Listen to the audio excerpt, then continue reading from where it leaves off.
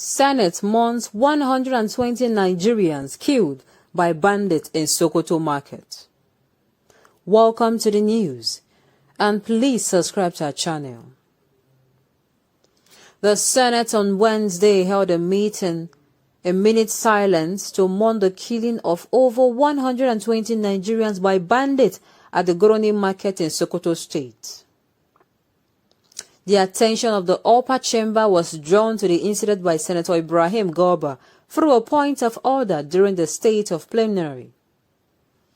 He said the massacre of the victims by bandits occurred on Sunday, October 17, 2021.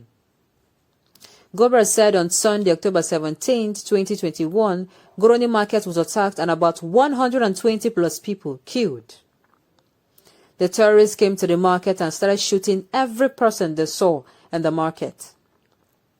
He added that in 7 villages within some local government areas of the state, residents were compelled by bandits to pay levies between 1 million naira and 20 million naira. Garba gave the affected villages to include Kwarangaba, Garki, Danadua, Katuma, Karua, and Dema villages. The lawmaker lamented that failure to meet the demand imposed by the bandits in the affected areas has severely led to the killing of the villagers.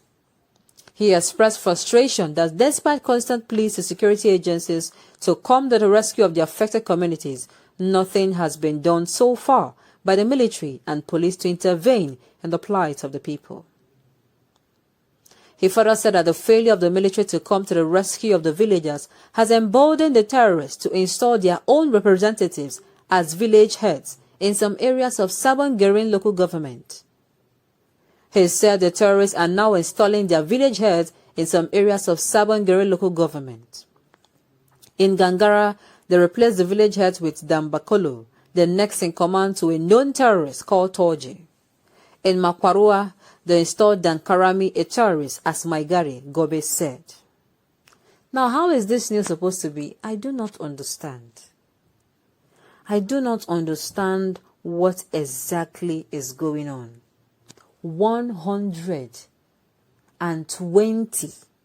These are human beings, so human beings, flesh and blood. These are not animations. Human beings.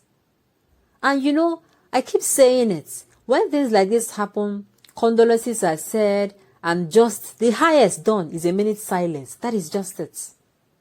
These are people that would have still been alive now had it been the government handled these insecurity issues with hard fists. How can you be fighting against a lion and you are acting drunk? I mean, a lion is chasing you and you are sleepwalking. Are you okay? That means you are calling death to come. This lion of insecurity has been chasing Nigerians for a very long time, and the government has continued to sleepwalk on it.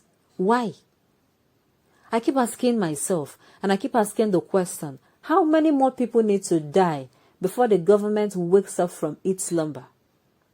I've said it before.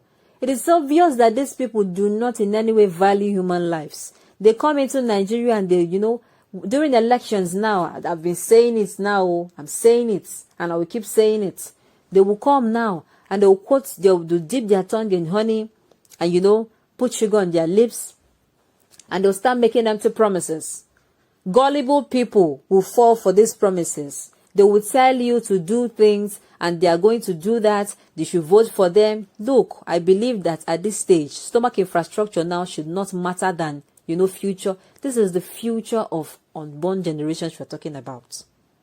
If you are not going to think well of yourself because you don't want to do well for yourself, please think about those that are coming. Do you know that children that are giving birth to in such communities now, where this banditry is happening, the kidnappings and these terrorism activities are going on, do you know these children will see it as a normal way of life? Yes. They will see being scared as a normal way of life. They will see killing as a normal way of life. They will see all destruction, all manner of terrorist activities as a normal way of life. Meanwhile, it is not, leaving them a trauma for life. Do you know how difficult it will be to correct that kind of, childhood? Just like you now, you hold on to whatever you were told when you were a child. Do you know how much it will cost Do you know how difficult it would be to erase that memory from their heads? These people, they are indirectly breeding another generation of terrorists. Believe you me. Because nothing is really being done right now. That is what is going on. Yes, that's the truth. Imagine, okay, this particular insecurity issue, they said it has lasted for 12 years. And I'm saying, imagine somebody who was given birth to, 10 years ago. What does he know? Apart from, we are living in fear. You are going out, you are in fear. You are in your house, you are in fear. You are going to the market, you are in fear. You are going to the farm, you are in fear. Your children are outside, they are playing, you are in fear. And then the next thing they see is people dying, people killing people. And of course, some of them are adopted. Some of them are adopted and they are, initiated into this terrorism. And yet the government plays deaf to all those things happening. And instead of, finding strategies on how to deal with these people, this government prefers to deal with matters that are really not as pressing as this. The indigenous people of Biafra remains the government's number one responsibility right now. Meanwhile, the responsibility of any government at the local level, at the state level, and at the federal level, the first priority of the government is to ensure the safety of human lives and property of its citizens. Unfortunately, I do not know if this particular one exists in the dictionary or anywhere in this particular administration policy. Lives and property do nothing. Human lives are now nothing to write home about, because as they go by, you keep hearing, you keep listening to news. And you keep hearing these things happening over and over and over again. This government's particular focus now is on the indigenous people of Biafra. And I'm saying, are you serious? How can you be sleepwalking when you are chased by a lion? That means that you are calling for death. And the people you are doing this, the people that you are carrying, that is telling you to hurry up, come to their aid, they keep doing it. Imagine that bandits has kidnapped Sokoto. In fact, Sokoto State is out of it. Sokoto State is now owned by bandits. I'm not talking about Zamfara. I'm not talking about Kastina. I'm not talking about Nasarawa. I'm not talking about Kaduna. These states, they have experienced people living there. They're living in fear.